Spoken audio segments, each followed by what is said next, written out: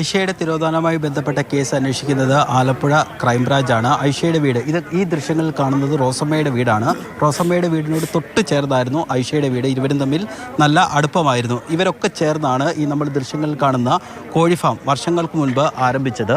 ആ കോഴി ഫാമിൽ ഒരു വർഷത്തിലധികമായി പൂട്ടിക്കിടക്കുകയാണ് എന്നുള്ളതാണ് നമ്മൾ മനസ്സിലാക്കുന്നത്. ആ കോഴി ഫാമിലാണ് ഇപ്പോൾ റഡാർ ഉപയോഗിച്ചുള്ള ഒരു പരിശോധന അന്വേഷണ സംഘം നടത്തുന്നത്. അതായത് നാട്ടുകാർക്കൊക്കെ വലിയ സംശയങ്ങളും ദുരൂഹതകളും ഒക്കെ ഉണ്ട്. അതായത് റോസമ്മയും ഒപ്പം തന്നെ ഇവരും നാട്ടുകാരൊക്കെ പറയുന്നത് പൊതുവെ ഇവിടെ സെബാസ്റ്റ്യനെ പരിചയപ്പെടുത്തിയത് ഐഷയാണെന്ന് പറയും.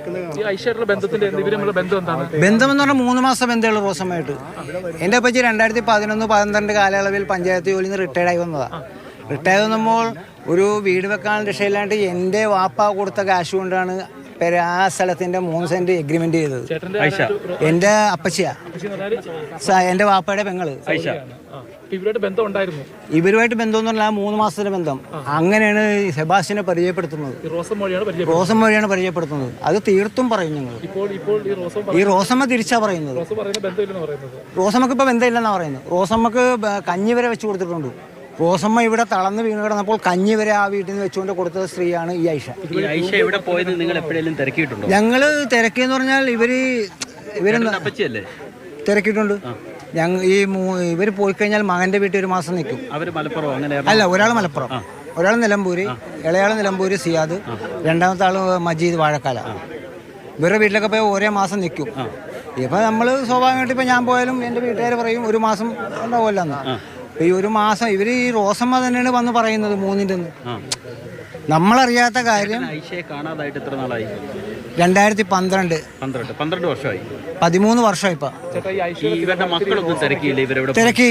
ഇവിടെ ഞങ്ങൾ കേസ് രജിസ്റ്റർ ചെയ്തല്ലോ. 21/5/2012 കേസ് രജിസ്റ്റർ ചെയ്തു. അതിന്റെ FIR വരെ ഇവിടെ കൊടുത്തിട്ടുണ്ട്. ഞാൻ കോപ്പി ഞങ്ങൾക്ക് അറിയാല്ല, ഈ നാട്ടുകാർക്കും അറിയാം. ഐഷയുടെ അടുത്ത് വരികയല്ല, ഇവിടെ വന്നിട്ടുണ്ട്. പങ്കുണ്ട് ഉണ്ട്. അത് തീർത്തും ഞാൻ പറയുന്നു, റോസമ്മക്കും സെബാസ്റ്റ്യനും പങ്കുണ്ട്. ഈ റോസ തെളിവായിട്ട് പറഞ്ഞ ഈ ആൾ ഇവിടെ വന്ന് പോകാറുണ്ട്. പിന്നെ 2016 ഇവിടെ ഈ സ്ഥലം ക്ലീൻ ചെയ്യുമ്പോൾ JCB ആയിട്ട് വന്നത് സെബാസ്റ്റ്യനാ. അന്ന് റോസമ്മ ഇവിടെ നിപ്പുണ്ട്. അപ്പൊ ഈ 2016 റോസമ്മ ഇവിടെ ഇല്ലായിരുന്നപ്പോഴാണ് സെബാസ്റ്റ്യനും എൻ്റെ അപ്പച്ചിയും കൂടി വന്ന് ഈ സ്ഥലം ക്ലീൻ ചെയ്യുന്ന പറഞ്ഞു. അത് കല്ല് വെച്ച് നുണയാണെന്ന് ഇപ്പോൾ ഞങ്ങൾ പറയുന്നത്. ചെയ്തത് മിസ്സിംഗ് ആളായാളെ എങ്ങനെ ഇവിടെ വരും? ഈ 12 കാണാതെ പോയാലും 16 വന്നെന്ന് പറയുന്നു. എത്ര വർഷം പ്രവർത്തിച്ചത്? ഇത് ഈ കഴിഞ്ഞ വർഷം വരെ പ്രവർത്തനം ഉണ്ടായിരുന്നു. ഈ കോഴി ഫാം അവര് മാത്രമാണ്, റോസം മാത്രം. ഈ സെബാസ്റ്റ്യൻ ഇവിടെ വരുന്നത് നിങ്ങൾ കണ്ടിട്ടുണ്ട്. പുള്ളി ഇവിടെ വന്ന് ഈ രാത്രിയും പകലൊന്നുമില്ല. ഞങ്ങളുടെ വഴി ഇതായിരുന്നു. ഞങ്ങൾക്ക് അപ്പുറം ഉണ്ടായി എളുപ്പം ഷോർട്ട് കട്ട് വീട്ടിലേക്ക് കയറാവുന്ന വഴി ഇതായിരുന്നു. ഏകദേശം എത്ര നാൾ വരെ സെബാസ്റ്റ്യൻ ഇവിടെ വന്നിട്ട് ഓർമ്മയുണ്ട്? സെബാസ്റ്റ്യൻ വന്നെന്ന് പറഞ്ഞാൽ ഈ അപ്പച്ചി വരുന്നുമ്പൊക്കെ, അപ്പച്ചി ഇവിടെ വരുന്നുമ്പൊക്കെ സെബാസ്റ്റ്യനോട് പരിചയപ്പെടുത്തുന്നത്. ഐഷ ഉള്ളപ്പോഴാണ് ഈ വീട് വിൽക്കുന്നത്. ഏത് വീട്? ഈ ഐഷയുടെ വീട് വാടകയ്ക്കായിരുന്നു താമസം. ഐഷയ്ക്ക് ഇവിടെ വീടില്ല. അപ്പൊ ഈ പുറകിൽ താമസിച്ചോ? പറഞ്ഞു തരാം. ഐഷ റിട്ടയർഡായി വന്ന സമയത്ത് 3 സെന്റ് സ്ഥലം മേടിക്കുക. എൻ്റെ കുടുംബത്തിന്റെ മേളിലായിരുന്നു താമസം. ഇതേപോലെ ഷീറ്റ് ഇട്ടിട്ട് വാപ്പ എനിക്ക് ജീവിക്കാൻ ശേഷമില്ല, എവിടെയെങ്കിലും സെറ്റ് ചെയ്യുന്ന. അപ്പോൾ വാപ്പ നീ മേളിൽ താമസിച്ചോളാം പറഞ്ഞ് താമസിക്കാനുള്ള സെറ്റപ്പ് എല്ലാം ചെയ്ത് കൊടുത്തു. അത് കഴിഞ്ഞപ്പോൾ എനിക്ക് 2-3 സെന്റ് സ്ഥലം മേടിക്കണമെന്ന്. അങ്ങനെയാണ് വാപ്പാട്ടൊരു കൂട്ടുകാരൻ സുലൈമാൻ എന്ന് പറഞ്ഞ പുള്ളിയുടെ പെങ്ങളുടെ ഓഹരിയാണ് ഈ 3 സെന്റ് മേടിച്ചത്. അത് ആ കാണുന്ന വീട് നേരെ ബാക്ക്. ഐഷ 3 മാസം താമസിച്ചുള്ളൂ. അത് എഗ്രിമെന്റ് പ്രകാരം താമസിച്ചിരിക്കുന്നത്. പ്രമാണം നടന്നിട്ടില്ല. എടുക്കാനാ സാധ്യത. 1 ലക്ഷത്തി ചില്ലാൻ രൂപ കയ്യിലുണ്ടായിരുന്നു. പങ്കുണ്ട്. റോസമ്മക്ക് പങ്കുണ്ട്. റോസമ്മ അല്ലെങ്കിൽ അന്ന് സെബാസ്റ്റ്യന്റെ പേര് പറഞ്ഞെങ്കിൽ ഈ 2 മിസ്സിംഗ് കേസ് കൂടി ഉണ്ടായി. ഇപ്പൊ ഈ ജൈനമ്മയുടെ കേസും ഒരു സിന്ധു ഞാൻ പറയുന്നത്, ഈ 2 കേസും ഇപ്പൊ ഉണ്ടാകില്ലായിരുന്നു. അന്ന് ഈ എന്റെ അപ്പച്ചിയുടെ ഫോൺ ടവർ അവിടെ ഉണ്ടെന്ന് പറഞ്ഞു, പള്ളിപ്പുറം ഉണ്ടെന്ന് പോലീസ് പറഞ്ഞു.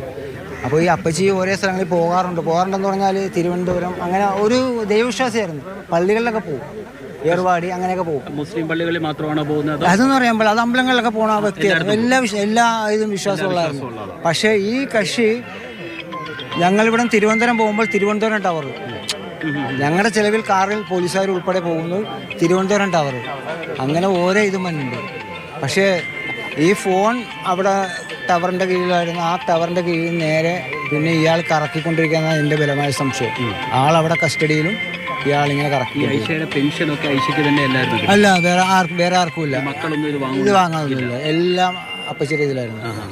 ഈ അപ്പച്ചി എപ്പോഴെങ്കിലും ഈ സെബാസ്റ്റ്യനെ കുറിച്ച് പറഞ്ഞിട്ടുണ്ടോ? ഒന്നും പറഞ്ഞിട്ടില്ല. നിങ്ങൾ ഈ ഇങ്ങനെ സ്വാഭാവികമായിട്ട് തന്നെ നമ്മുടെ നാട്ടിൽ താമസിക്കുന്ന സെബാസ്റ്റ്യനെ നമ്മുടെ നാട്ടിൽ താമസിക്കുന്ന ആളുകളായതുകൊണ്ട് ഇങ്ങനെ ഒരു നാണക്കേടാണ്, നിങ്ങൾ ഇതിനകത്തൊന്നും പോകരുത് പറഞ്ഞിട്ട് നമ്മൾക്ക് പറഞ്ഞിട്ടുണ്ടെങ്കിൽ സെബാസ്റ്റ്യനായിട്ട് നമുക്ക് പരിചയമില്ലല്ലോ. ഇല്ല, ഈ റോസമ്മക്ക് മാത്രമല്ലേ പരിചയം, നാട്ടുകാർക്ക് പോലും അറിയാൻ പാടില്ല. ഇങ്ങനെ ഒരു വ്യക്തി ഇവിടെ വന്ന് പോകുന്നതാണുള്ളത്. ഇയാൾ റിയൽ എസ്റ്റേറ്റ് ബിസിനസ് ആണെന്ന് അറിയാം. ഈ കോഴി ഫാമുമായിട്ട് എന്തെങ്കിലും ദുരൂഹതയുണ്ടോ? ഉണ്ടോന്ന് വെച്ചാൽ അന്ന് JCB വന്നിട്ടുണ്ട്. എപ്പോഴൊക്കെ ഈ 2016 ഉദ്ഘാടനം കഴിഞ്ഞത്? ഉദ്ഘാടനം എന്ന് പറഞ്ഞാൽ ഇത് ആദ്യം ഒരു ചെറിയൊരു ഷെഡായിരുന്നു, അത് കഴിഞ്ഞ് രണ്ടാമത് അവർ റീസെറ്റ് ചെയ്തതാ. ചെറിയ രീതിയിലൊക്കെ ഉണ്ടായിരുന്നു. പിന്നീട് എപ്പോഴാണ് അടച്ചു കൂട്ടിയത്? പിന്നീട് എപ്പോഴാന്ന് പറഞ്ഞാൽ ഇപ്പൊ ഒരു വർഷത്തിന് മേലെ ആയിട്ടുണ്ടാവും. ഈ റോസമ്മയെ കുറിച്ച് എന്തെങ്കിലും അറിവ്? ഒറ്റയ്ക്കാണോ താമസിക്കുന്നത്? ഒറ്റയ്ക്കെന്ന് പറഞ്ഞാൽ നിങ്ങൾക്ക് തിരക്കേണ്ടത് ഈ സ്ത്രീയുടെ കൂടെ ഒരു അനിയത്തിയുടെ മോളെന്ന് പറഞ്ഞൊരു കക്ഷി ഇവിടെ ഉണ്ടായിരുന്നു. ആ കുട്ടീനെ അതിപ്പോ എവിടെയാണെന്ന് തിരക്കണം. ആ കുട്ടി ഇവിടെ ഒരു 3-4 വർഷം ഉണ്ടായിരുന്നു. ഒരു അനിയത്തി എന്നാ പറഞ്ഞത്, അനിയത്തിയുടെ മോളെന്നാ പറഞ്ഞത്. ഒരു കുട്ടി ഉണ്ടായിരുന്നു ആ കൂടെ. ആ കുട്ടി എവിടെയാണെന്ന് തിരക്കി അതിവിടെ ഉണ്ടായിരുന്നതാണ്. അപ്പോൾ ആ കുട്ടിയുടെ ഇത് കേന്ദ്രീകരിച്ച് നിങ്ങൾ തിരക്കി കഴിഞ്ഞാൽ ഇവിടെ ആര് വന്ന് പോകുന്നു എന്നൊക്കെ അറിയാൻ പറ്റും. പേരറിയാൻ പാടില്ല. റോസമ്മ ഇവിടുത്തെ 2ാം ഭാര്യ. പിന്നെ അത് കഴിഞ്ഞും പറയുന്നു ഈ റോസമ്മക്ക് സെബാസ്റ്റ്യൻ വിവാഹാലോചന അയച്ചു, അതും പച്ചക്കള്ളവാ. ഇവിടെ സെബാസ്റ്റ്യൻ എന്ന് പറഞ്ഞെന്നാ പറഞ്ഞത്. എങ്ങനെ സെബാസ്റ്റ്യൻ എന്ന് പറഞ്ഞത് എന്താണ്? എൻ്റെ ഡിവേഴ്സ് കഴിഞ്ഞ് നിൽക്കുകയാണ്, എൻ്റെ ഡിവേഴ്സ് കഴിഞ്ഞ് നിൽക്കുകയാണ്, റോസമ്മേനെ വിവാഹം കഴിക്കാൻ. ഈ റോസമ്മയുടെ ഭർത്താവ് മരിച്ചുപോയതാണ്. അദ്ദേഹത്തിന് മക്കളുണ്ട്, അവരൊക്കെ ഗൾഫിലല്ലേ? അവര് ഓസ്ട്രേലിയയില. എന്തായാലും അവരുടെ ഓഹരിയാണ് ഇത്. ആ വിറ്റ് ഷെഡിങ്ങിൽ ഇത് അവരുടെ കുടുംബം. ഈ റോസമ്മയുടെ അല്ല, ഭർത്താവിന്റെ കുര്യാക്കോസ്.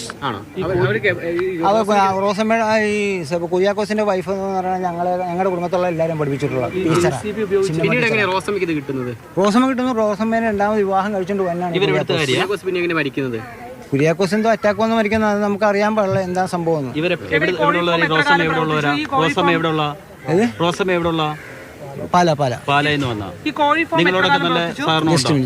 നിങ്ങളോടൊക്കെ നല്ല സഹകരണമുണ്ടോ റോസമ്മ? നമ്മളോടൊക്കെ പോകുമ്പോൾ അങ്ങോട്ടും ഇങ്ങോട്ടും സംസാരിക്കും, കാര്യങ്ങളൊക്കെ.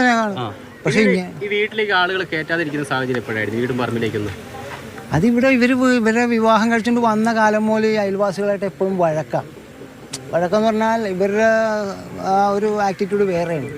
ഇതിപ്പോൾ അന്വേഷണ സംഘം പരിശോധന നടത്തുന്നത് എന്താ സംശയം നിങ്ങൾക്ക് നാട്ടുകാർക്കുണ്ടോ? നാട്ടുകാർക്ക് എല്ലാവർക്കും. നിങ്ങൾ എന്നോട് മാത്രമല്ല ചോദിക്കേണ്ടത്, ആ നാട്ടുകാർ അപ്പുറത്ത് അവരൊക്കെ സ്ത്രീകളൊക്കെ അവരൊക്കെ ചോദിക്കും. നമുക്ക് ഇതിനകത്ത് സംശയമുണ്ട്. എൻ്റെ അപ്പച്ചീന ഇതിൽ ഈ JCB ഇവിടെ 2016 വന്നെന്ന് പറയുന്നു. ആ കൂടെ സെബാസ്റ്റ്യനും ഐഷയും ഉണ്ടായിരുന്നെന്നാണ് ഈ റോസമ്മ പറയുന്നത്. ഇപ്പം പറയുന്നത്, നിങ്ങൾ പറയുന്നത് ബന്ധമില്ലെന്ന് പറയുന്നു. ഇവരപ്പ മാറ്റി പറയുന്ന കാര്യം എന്താണെന്ന് തെളിക്കുക. സംശയമുണ്ട്.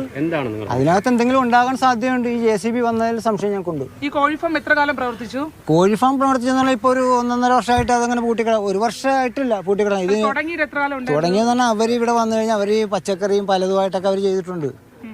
അവിടെ പച്ചക്കറി കൃഷി ചെയ്യാമെന്ന് പറഞ്ഞാണ് കുഴിച്ചത്. നമുക്കറിയാൻ പാടില്ല. ബന്ധുവിന്റെ പ്രതികരണമാണ് നമ്മൾ കേൾക്കുന്നത്.